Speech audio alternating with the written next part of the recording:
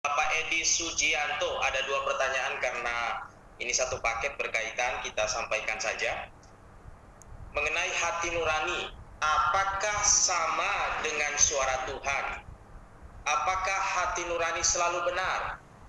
Dan apakah hati nurani orang percaya dan orang dunia itu sama atau beda? Terima kasih. Baik Pak, terima kasih atas pertanyaannya. Seperti yang kita sudah sampaikan 2 minggu yang lalu, ya, 2 minggu yang lalu, di mana saat itu kita berbicara bagaimana Tuhan menciptakan manusia, menjadikan manusia. Pertama yang dibuat adalah dari tanah dia buat tubuh. Lalu dia tiupkan nafas hidup. Kalau masih ingat, apa nafas hidup bahasa Ibrani-nya? Nesama? Apa? Lupa ya. Jadi dia meniupkan nafas hidup. Dia itu roh kecil. Jadi manusia itu punya roh kecil. Nah, roh kecil itulah yang dalam bahasa Indonesianya dikatakan hati nurani. Sebenarnya namanya bukan hati nurani, namanya nurani. Berbeda, nurani sama hati itu berbeda. Kalau kita lihat kamus bahasa Indonesia sebenarnya itu berbeda. Nurani sama hati itu beda. Tapi entah bagaimana jadi menjadi hati nurani gitu ya. Nah, saat nurani atau roh itu diberikan oleh Tuhan pada kita, ada 5 fungsinya yang sudah kita bicarakan 2 minggu lalu. Yang pertama adalah bahwa roh itu atau nurani itu adalah sebagai alat kita menyembah Allah, tempat kita berhubungan dengan Allah. Yang kedua, menurut firman Tuhan, sudah kita bahas juga 2 minggu lalu, tempat dia bersekutu antara Roh Kudus, roh Allah, dengan roh. Yang ketiga, tempatnya firman bersemayam. Tempatnya iman. Tempatnya penyertaan Tuhan. Maka dikatakan, aku menyertai rohmu. Gitu ya. Nuranimu. Gitu. Jadi kalau ditanya tadi, apakah nurani itu pasti benar? Lah ya iya, karena ada roh Allah di situ. Roh Allah, makanya dikatakan tadi kan oleh Rasul Paulus dikatakan ada orang yang menolak hati nuraninya yang murni, artinya menolak rohnya. Maka dikatakan apa? Kandaslah imannya. Artinya imannya percuma, tidak akan ada iman di situ. Seperti Himenius dan Alexander. Jadi memang nurani itu adalah tempatnya Roh Kudus berada. Jadi pasti kebenaran yang disampaikan.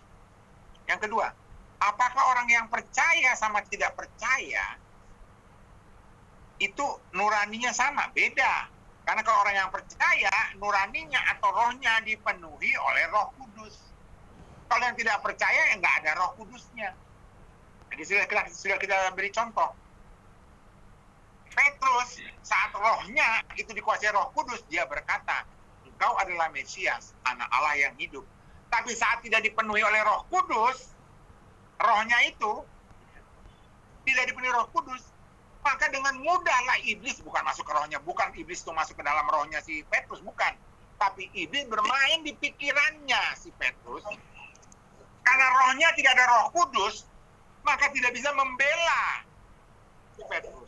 Maka pikirannya yang berkuasa. Maka dia katakan, seperti yang disampaikan tadi, kiranya ini tidak terjadi padamu. Akhirnya Yesus katakan apa? Enyalah kau iblis. Pergilah ke belakangku iblis. Padahal sebelumnya Yesus katakan apa? Diberkatilah atau berbahagialah engkau Simon bin Yunus. Bukan manusia yang mengatakan padamu, tapi Bapa di sorga. Bayangkan dari bicara rohani tiba-tiba jadi iblis. Jadi orang yang tidak percaya sudah pasti di dalam rohnya atau dalam nuraninya tidak ada Roh Kudus. Dan itu mudah sekali nanti diganggu oleh iblis, sama kayak Petrus. Sama pada saat Petrus menyangkal, mudah sekali si Petrus menyangkal. Padahal kalau kita membahas soal penyangkalan Petrus di minggu-minggu sebelumnya, yang pertama kali mendatangi Petrus siapa? Hamba perempuan. Dalam status Yunani, dalam status Yahudi, yang namanya perempuan itu levelnya di bawah laki-laki. Udah gitu ini perempuan hamba lagi, jadi lebih bawah lagi. Nah, ada seorang yang 2 derajat, dua level di bawah si Petrus, hanya bertanya sama Petrus, Bukannya kamu ikut rombongan situ. Tapi dia udah ketakutan yang luar biasa sampai dia menyangkal Yesus, coba. Padahal dia punya kemampuan untuk mengusir itu perempuan. Karena dia hamba. Tapi dia nggak mampu, dia menyangkal. Bayangkan, kenapa? Tidak ada Roh Kudus di situ. Apa dia punya roh? Dia punya roh. Tapi tidak dikuasai Roh Kudus, sehingga dia bisa menyangkal. Itu kira-kira jawabannya. Berbeda jadi. Isi nuraninya berbeda. Yang satu kosong, yang satu ada Roh Kudus. Mudah-mudahan menjawab, Bapak. Menjawab nggak? Silakan kepada Pak Edi kalau mau direspon. Oke, baik, puji Tuhan. Pasti